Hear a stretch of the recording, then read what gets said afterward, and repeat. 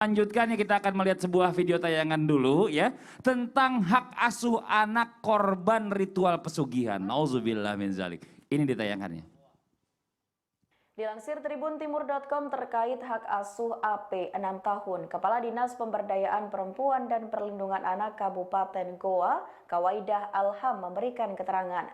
Saat ini sejumlah rumah keluarga AP didatangi untuk dilakukan asesmen.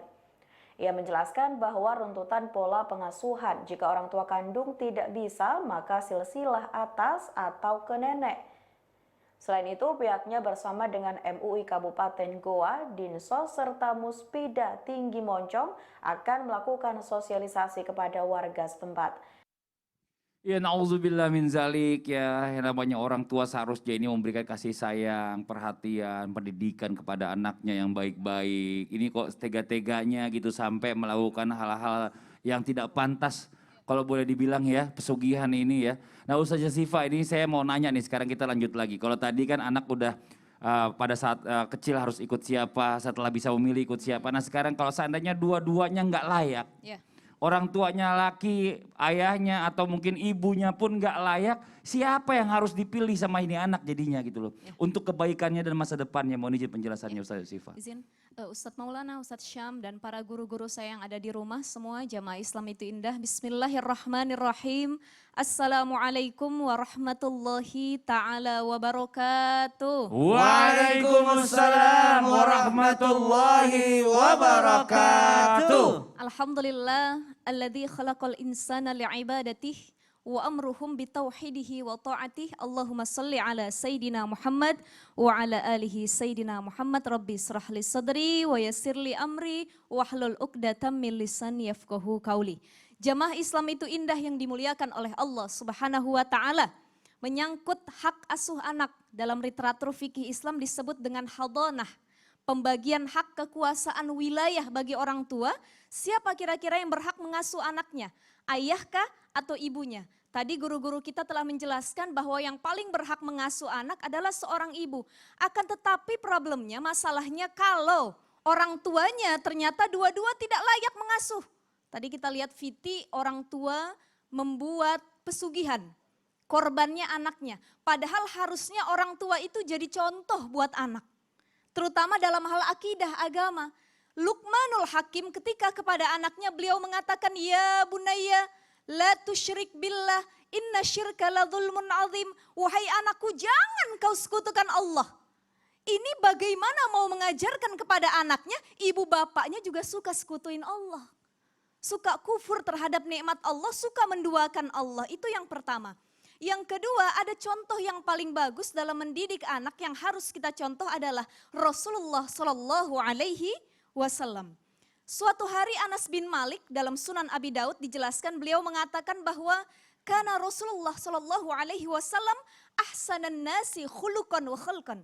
Rasulullah itu makhluk manusia yang paling baik akhlaknya, paling baik rupanya. Walaupun aku bukan anak kandungnya, tapi beliau memperlakukan aku dari kecil hingga besar seperti anak kandung. Apalagi anak kandung sendiri.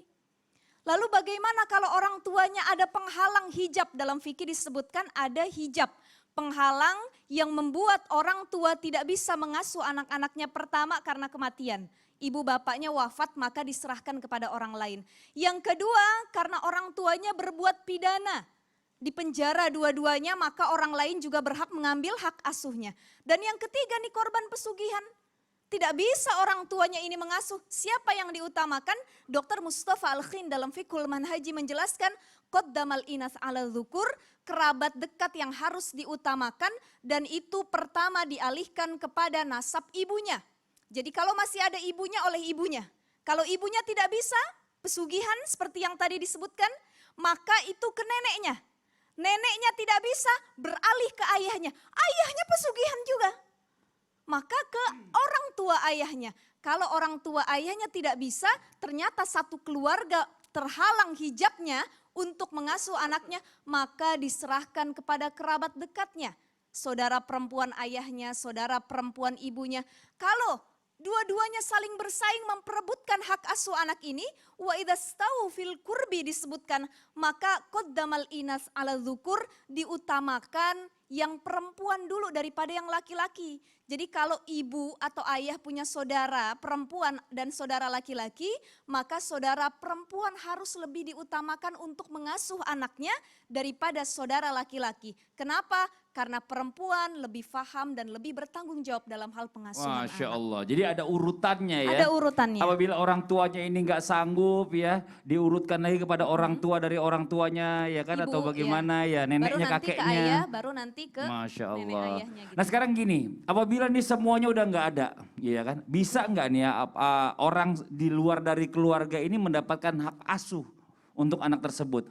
Dan apa syaratnya nih yang membisahkan atau yang memperbolehkan untuk itu? Ustadz Syah, mohon izin deh, ini Jadi penjelasannya.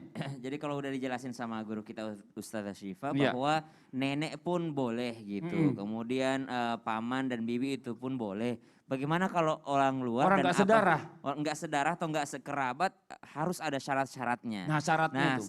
insya Allah syaratnya setelah yang satu ini. Oh syaratnya satu ini ya, saya udah nungguin, yang di rumah juga udah nungguin. Karena kasihan banget banyak anak terlantar ya, sayang ya. Nah buat jamaah yang ada di rumah ya, jangan kemana-mana, setelah ini akan dijelaskan kembali oleh guru-guru kita, jadi tetap di Islam itu indah. Jamaah, oh jamaah, alhamdulillah.